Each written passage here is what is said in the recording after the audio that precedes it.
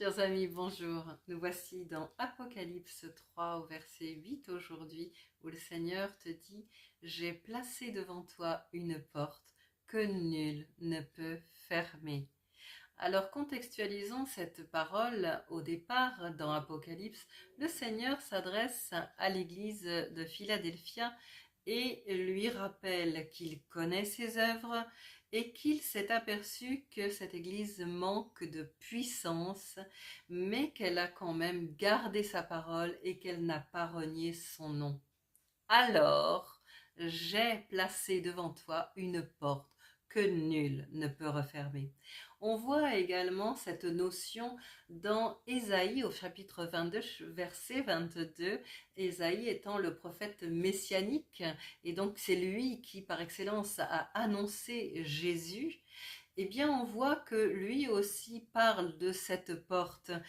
Il dira: quand il ouvrira, nul ne fermera, et qu'il fermera, nul n'ouvrira.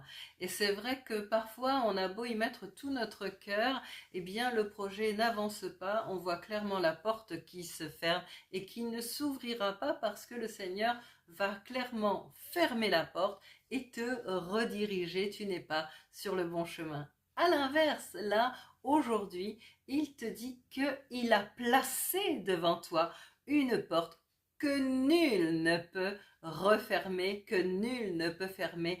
Personne n'a autorité à part le Seigneur. Alors si on reprend ce contexte de cette église à Philadelphia, il te dit que même si tu as peu de puissance, ça n'a pas d'importance, c'est le Seigneur qui, par son autorité et sa puissance, va ouvrir devant toi cette porte, parce que tu es son enfant, parce qu'il connaît tes œuvres.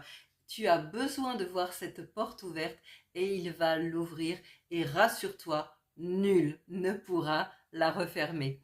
Alors mon petit conseil amical, c'est que eh bien, tu veilles, tu pries, tu observes, tu regardes, parce qu'une opportunité va s'ouvrir, et quand la porte va s'ouvrir, fonce. Parce que parfois, on prie, on demande qu'une porte s'ouvre, et on est content que la porte soit ouverte, mais on oublie d'aller. Alors, va, fais tout ce que tu peux faire une fois que la porte est ouverte, sois richement béni.